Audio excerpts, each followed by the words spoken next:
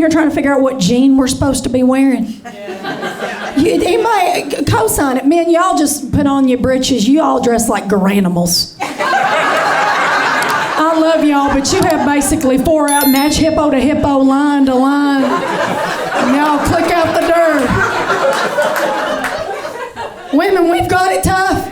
We've got to now switch jeans. What do you mean we can't wear a skinny jean no more? I got to go back to a boot cut? What kind of boot cut? Then they tried to tell us we're going to wear that low mess from the early 2000s. Nay.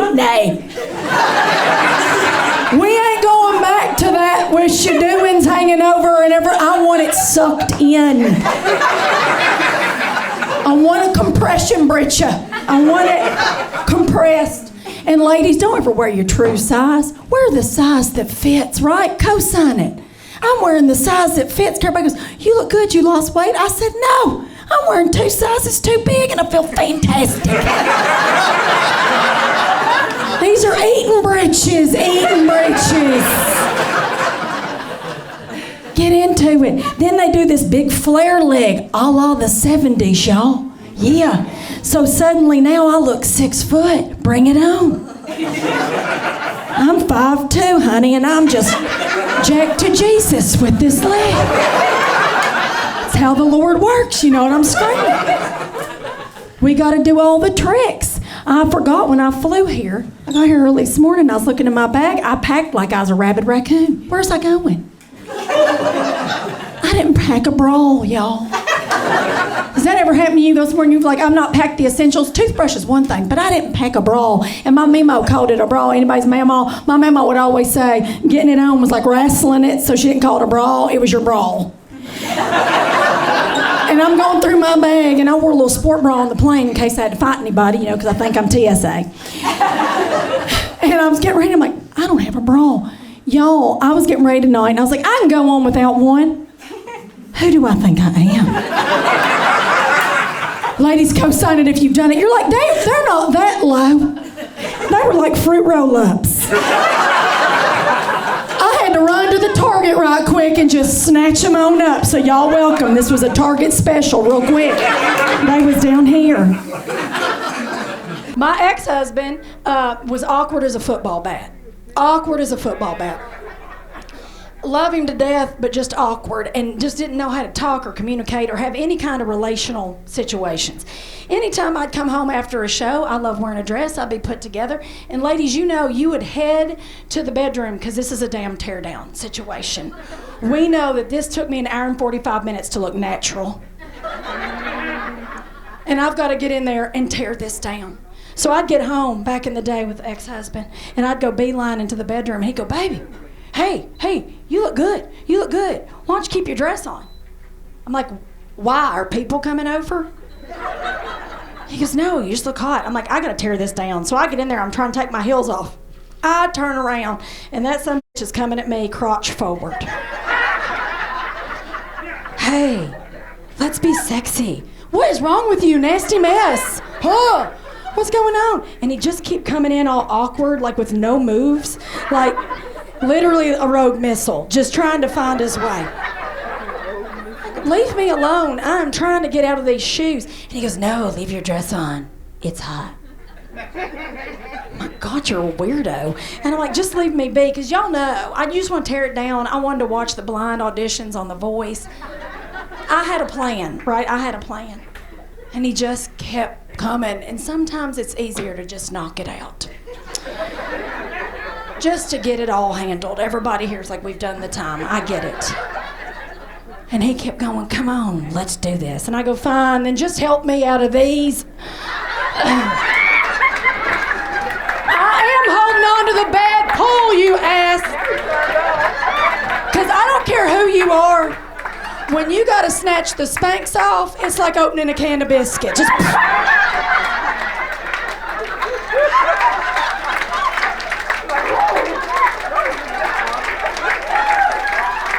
And I'm freaking out, and my brother had gotten to the hospital, and I can hear her cussing everybody in the ER, just cussing loud. And I said, David, hand me the phone. I want to talk to Mom. Is she okay? He goes, are you sure? I said, yeah, hand me the phone. She gets on, she goes, what? I go, Mother, are you okay? She goes, no, Patricia, I'm not okay. They have shaved my head like when Britney Spears had her episode.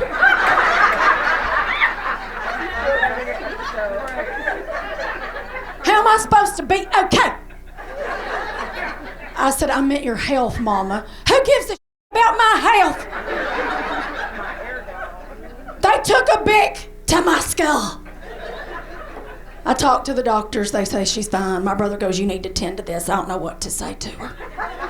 I said, Mama, what can I do? Should I get on a plane? She goes, no, don't waste the money. I'll be fine.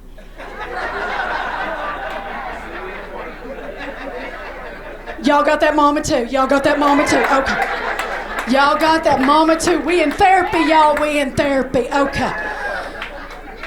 Oh, tiny baby Jesus. I said to my mama, I go, honestly, what can I do? She goes, you need to go buy me hair. I go, come again? She goes, you need to go get me hair, Patricia. I can't walk these streets looking like this. I'll frighten small children. I go, okay, because if that's what's going to make her feel better, okay. I said, well, Mom, give me some kind of style. Like, what do you want? Because my mom always had it put together, but I thought maybe this is the time for a new look. She goes, I want it like Paula Deen, but edgy and not racist.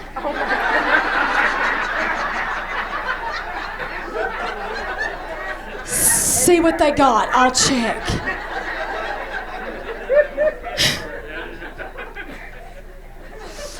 I wish that was a lie. I wish that was a full-blown lie. So ever since then, I've been getting her hair. You know, for the holidays. She gets wigs. I ask her what she wants. She goes on the QVC and gets me the Raquel Welch number of hair that she likes. I zip it over her way. I don't just arbitrarily choose hair. So her birthday came along and I ordered her some hair. I said, would you like it? Now we're on FaceTime and I don't know if we all have the same mama. Y'all know this mama. My mom, when we get on a FaceTime call, it's an eyeball. I never get her whole head. It's like a half, it's like a drape. I get a corner of a sofa, maybe one of her dogs, and an eyeball. She can't figure out how to go full face frame. I don't know why. We've worked on it. So here we were. She sat up on the iPad trying to talk to me, one eye. And I said, Mom, is that your new wig? You look darling. She goes, it is. It is the wig. I said, can you lean in so I can see all of it? Lord God, Patricia, here. I go, I think it's pretty. She goes, well, it's fine, but it's cheap. I was like, Heifer, you picked it out. She goes, well, the bangs have done kinked up on me. I said, well, are you showing it heat? You're not putting a curling iron to it or nothing because it's acrylic. This ain't real hair. We don't have that kind of money. She goes, I'm not a dipstick, Patricia. Of course it's not. I'm not taking heat to it. I'm not an idiot. Right then, the timer goes off in the kitchen. She goes, I got to check my casserole. It's for Bible study. Hold on.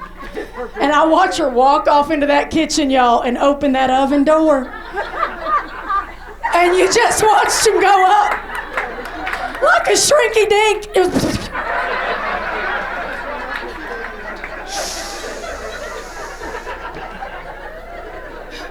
She comes back over. I'm sizzling, y'all. They was gone. They were gone. They were gone.